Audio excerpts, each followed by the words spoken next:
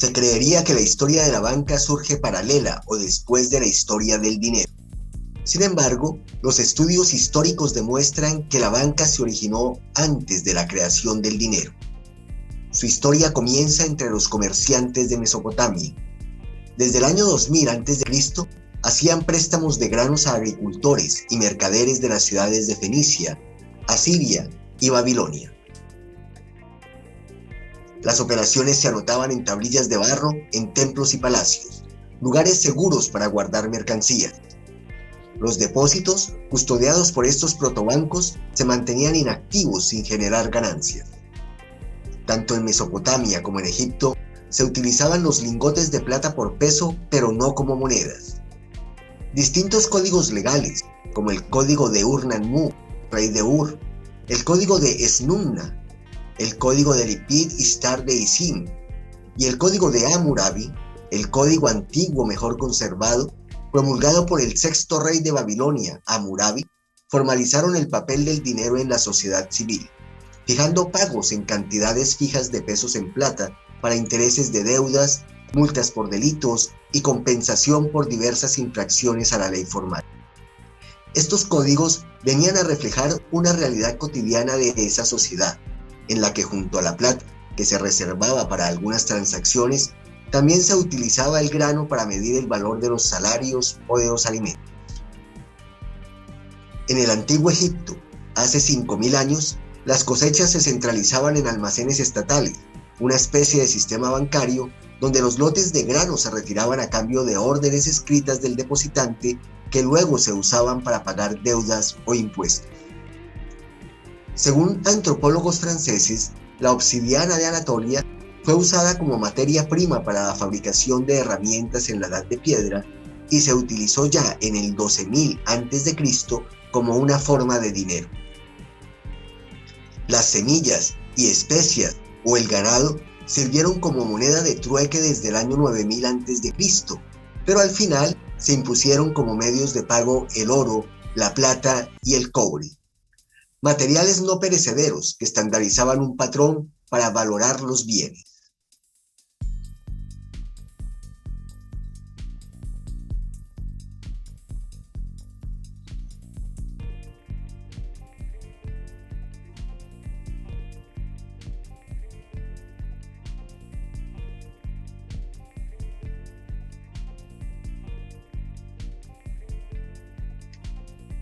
La civilización mesopotámica desarrolló una economía de gran escala, basada en dinero mercancía. Los babilonios y los estados vecinos elaboraron el primer sistema de economía como pensamos hoy, en cuanto a las normas sobre la deuda, contratos legales y códigos de leyes en materia de prácticas comerciales y propiedad privada. El dinero no era solo una aparición, era una necesidad. En Grecia, donde ya existieron los trapecitas hacia el siglo V a.C., eran los encargados de generar operaciones similares a las bancarias en una mesa llamada trapeza. Las instalaban en forma de trapecio con una serie de líneas y cuadros que les ayudaban en los cálculos. En Roma, la banca no apareció hasta el siglo II a.C. Previamente, toda la actividad era cosa de particulares. Los argentari funcionaban como banqueros. Los faeneratores eran prestamistas en grandes operaciones. También existían los nunnulari, que hacían de cambistas, y los coactores de cobradores. Desde el siglo IV de nuestra era, en Grecia y el Imperio Romano, se constituyen bancos públicos administrados por funcionarios que además de empréstitos aceptaban depósitos, órdenes de pago y cambiaban dinero, generando un lucro por ello. En las ciudades griegas del mundo clásico surgen las monedas, fragmentos de metal uniformes acuñados con un valor específico. Debido a su gran variedad, la banca contaba con especialistas para validar su autenticidad. Entre 1100 y 1300 después de Cristo, los caballeros templarios, poderosa orden militar cristiana del medioevo, gestionan la primera banca, activa en parte de Europa y Medio Oriente. Recolectaban fondos y administraban posesiones para sufragar el frente bélico de las cruzadas y defender el cristianismo del auge musulmán. Financiaron también al Papa y a grandes monarcas europeos. En el sentido moderno, la banca tuvo sus inicios a finales del periodo medieval y principios del Renacimiento en las ricas ciudades del norte de Italia: Florencia, Pisa, Venecia y Génova, urbes llenas de mercaderes que comerciaban con Oriente. Por ello, los bancos se dedicaban a financiar el comercio marítimo, elemento clave del capitalismo inicial. Etimológicamente, la palabra banco viene de la palabra italiana banco, que quiere decir escritorio. La usaban los banqueros judíos de Florencia durante el Renacimiento, que hacían sus operaciones sobre una mesa que cubrían con un mantel de color verde. El primer banco privado surgió en Venecia en torno a 1171. Posteriormente, en 1270 se promulga la primera ley sobre el ejercicio de la banca. El Concilio de Letrán prohíbe a los cristianos lucrarse con empréstitos por considerarse pecado y una actividad de impíos. El monopolio de los servicios financieros, cobrando un interés a cambio, queda en manos de las comunidades judías del sur y centro de Europa en Inglaterra. No tenían elección. Para sobrevivir, debían dedicarse a tareas que los cristianos rechazaban. En pleno Renacimiento, siglo XIV, grandes familias italianas como los Bardi, los Acciaiuoli y los Peruzzi dominaron la banca en Florencia y establecieron sucursales en muchos puntos de Europa. Quebraron por impago de sus principales clientes, los reyes de Nápoles. Más adelante surgió la familia Medici, cuyo mecenazgo dejó un impresionante legado artístico y arquitectónico con gran influencia en la política, la iglesia y la economía de Venecia. Fundaron el banco italiano más famoso de la época, el Banco Medici, uno de los más prósperos, al diversificar las transacciones bancarias con operaciones de divisas y las primeras letras de cambio moderno. Con esta base, la familia adquirió un poder político extraordinario, con 3 papas y 2 reinas de apellido Medici. Mientras, los monasterios prestaban a bajo interés las rentas obtenidas de sus grandes propiedades para frenar a los usureros. Es el origen de los montes de piedad y las cajas de ahorro. Los judíos en España y otros puntos de Europa siempre se dedicaron al comercio, hasta que solo les permitieron trabajar en la banca y finanzas, estigmatizados como usureros por los cristianos. Hubo financistas judíos desde la Baja Edad Media. En España, costearon las campañas militares contra los musulmanes. Sin embargo, el origen de una banca formal se halla en el siglo XV, con bancos privados surgidos en ciudades de la Corona de Aragón que desaparecieron en 1381 por quiebras municipales. En 1401 se funda en la Lonja de Barcelona la Taula de Canvi, o Mesa de Cambio, primer banco público de Europa. Ahí se depositaban los ingresos municipales y el dinero de los ahorrantes.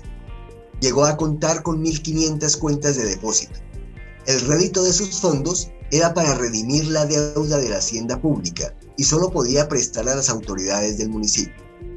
Debido a crisis económicas y al alto endeudamiento citadino, suspendió pagos en 1468 y se liquidó en 1575. La expansión mercantilista multiplica los bancos privados, que custodian de forma segura los metales preciosos a cambio de conceder pagarés por esos depósitos. La banca se propagó así por Europa en el siglo XVI, especialmente en ciudades portuarias de Países Bajos, Alemania y Suecia, dominadas por la rica burguesía y familias de banqueros como los Luchar, los Pfälzer o los Fugger. En Ámsterdam, la Compañía Neerlandesa de las Indias Orientales funda en 1602 la Bolsa de Valores, que negocia bonos y acciones. En 1609 inicia allí el Banco de Cambio, que resolvió el problema de las múltiples divisas que circulaban en las provincias holandesas y creó modernos sistemas de cheques y transferencias. En 1656 abre en Suecia el Banco de Estocolmo, pionero en usar papel moneda, considerado el primer banco central del mundo. Establece la práctica de mantener en su bóveda solo una reserva parcial de los depósitos para poder prestar así en mayor cantidad. Londres innovó mucho en los siglos XVI y XVII. De 1542 a 1551, con el rey Enrique VIII, se proclama la Gran Depreciación, que redujo las monedas de oro y plata reemplazándolas con cobre, un metal más barato. En 1553 se funda la primera sociedad anónima. Siglo y medio después, en 1694, nace el Banco de Inglaterra para financiar las guerras de la corona. Fue el más famoso banco central durante 300 años, pionero por emitir promesas de pago con endoso y acciones. En 1717 acaba el bimetallismo, el dinero ya no equivalía a plata y Gran Bretaña adopta el patrón oro. Desde 1760, el sistema bancario británico se fortaleció con la Revolución Industrial, al financiar avances tecnológicos como la máquina de vapor o el ferrocarril. Esto, junto a la expansión del Imperio Británico, hizo que su supremacía permaneciera hasta la Primera Guerra Mundial. La libra esterlina dominó las finanzas internacionales gracias a las amplias redes comerciales de la metrópoli. Al otro lado del Atlántico, las 13 colonias británicas padecían una falta crónica de dinero. No tenían derecho a acuñar moneda y Londres limitaba su envío porque no deseaba su autonomía. Tuvieron que recurrir al trueque con hojas de tabaco, trigo, maíz o pieles de castor. En 1652, Massachusetts se salta la prohibición y acuña monedas, pero Inglaterra le pone fin en 1684. 4 años después, esta colonia es la primera en imprimir papel moneda, con un valor equivalente a la moneda de plata. Se aceptaba para pagar impuestos y hacer depósitos, y Londres toleró su existencia. La idea se extendió en las colonias. Para evitar su depreciación por una emisión excesiva, los billetes empezaron a garantizarse en un 50% con terrenos y propiedades, lo que originó los bancos inmobiliarios, el primero en Boston en 1740. Pero Inglaterra los clausuró y esto aumentó el descontento local, desembocando finalmente en la Guerra de la Independencia. Una de las primeras decisiones del Congreso estadounidense fue crear el Banco de los Estados Unidos, un banco central como el Banco de Inglaterra, pero su desconfianza en la concentración del poder financiero les llevó a limitar su vida a 20 años, de 1791 a 1811 el primero, de 1816 a 1836 el segundo. Tras esto, el nuevo país vivió sin regulación y con inestabilidad financiera por décadas, hasta la Guerra Civil. Los bancos privados imprimían sus propios billetes, hubo frecuentes falsificaciones, corridas de ahorro y quiebras. Entonces el presidente Lincoln creó un banco central que emitía los greenbacks, un papel moneda para pagar los gastos bélicos. Desapareció terminada la contienda. Ahí surgen los bancos públicos estatales, aunque continuaron las crisis financieras. Finalmente, en 1913 nace la Reserva Federal, para dar estabilidad al sistema bancario nacional. Hoy es una de las instituciones financieras más influyentes del mundo. El siglo XIX fue un siglo de crecimiento y estabilidad, marcado por la creación de grandes bancos comerciales y operaciones financieras. Desde 1867 se adoptó ampliamente el patrón oro como sistema de respaldo del dinero. En la Europa de 1800, la familia Rothschild establece la primera entidad de alcance europeo y Napoleón Bonaparte funda el Banco de Francia para estabilizar la moneda, tras la hiperinflación que desató la Revolución Francesa. 18 años después, abre el primer banco de ahorros de París. En Alemania, surge el Deutsche Bank en 1870, uno de los colosos mundiales. Aunque en España operaban los Montes de Piedad, y luego, desde 1782, el Banco de San Carlos, y a partir de 1835 las cajas de ahorros, la historia moderna de la banca española inicia en 1856, con 2 leyes que impulsan el número de bancos privados y crean el Banco de España como banco central, aunque este no obtiene la exclusividad para acuñar moneda hasta 1874 con la Primera República. El impacto devastador de la Primera Guerra Mundial tensiona como nunca los mercados de divisas y el sistema financiero global y lleva a fundar en 1930 el Banco Internacional de Pagos. Reúne en Basilea a los bancos centrales del mundo para facilitar acuerdos internacionales de cooperación financiera. La bolsa de Nueva York se desploma en 1929 y Estados Unidos vive los tiempos del crack.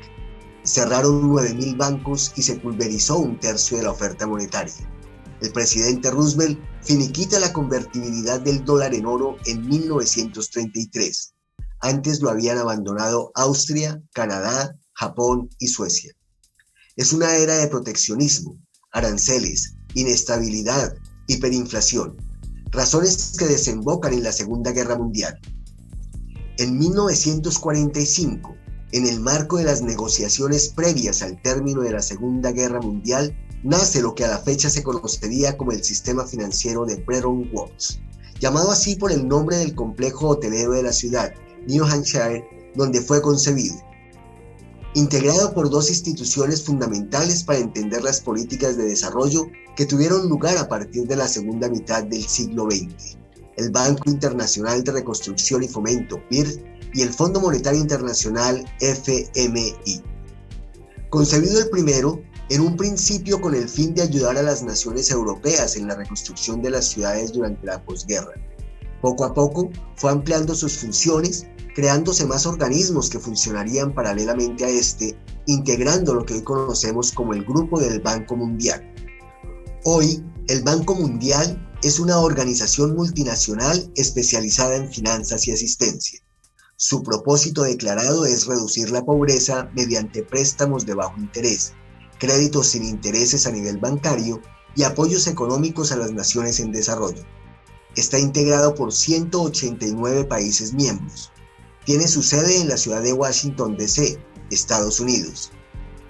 Con la creación del sistema Bretton Woods, se fija un tipo de cambio variable de las divisas respecto al dólar, el cual sería convertible a oro. Los bancos centrales empezaron a intervenir vendiendo o comprando sus monedas contra el dólar. A inicio de 1970, las presiones del mercado estrangulan el sistema de Bretton Woods. Los bancos centrales no pueden expandir su oferta de dinero sin exceder sus reservas en dólares, poniendo en riesgo la expansión económica. En 1971, el presidente Nixon suspende el intercambio de dólares por oro. El deterioro del sistema se acelera por la crisis energética del petróleo. Las naciones acaban adoptando tipos de cambio flexible para sus monedas. El Fondo Monetario Internacional asume el rol de apoyar el sistema monetario mundial a finales de los 70. Las grandes naciones, reunidas en el G7, buscan mayor estabilidad del tipo de cambio y más coordinación macroeconómica. También los países de la Comunidad Económica Europea avanzan en una mayor integración monetaria que concluye con la creación de una unión monetaria y económica en los años 90 y una moneda única, el euro, en 2001 compartida por 337 millones de europeos. 1980 y 1990 son décadas de desregulación financiera. Desde los centros globales de Londres y Nueva York actúan sofisticados bancos de inversión. La integración de los mercados y la banca impulsó la productividad, pero creó vulnerabilidades por los riesgos sistémicos compartidos. Así se vio en las crisis cambiarias y financieras de los 90 en México, Rusia, Sureste Asiático o Argentina. En 2007, la gran especulación con hipotecas de alto riesgo desembocan en el derrumbe de los mercados. En 2008, quiebra el banco de inversión Lehman Brothers y comienza la Gran Depresión, una crisis financiera que devino en una profunda recesión económica. Cientos de miles de empleos destruidos, millones de personas perdieron sus casas, bancos quebrados y luego salvados con dinero público. Constantes intervenciones de los bancos centrales para estabilizar sus economías. Desde entonces, se han promulgado regulaciones más estrictas y mecanismos para mitigar el riesgo.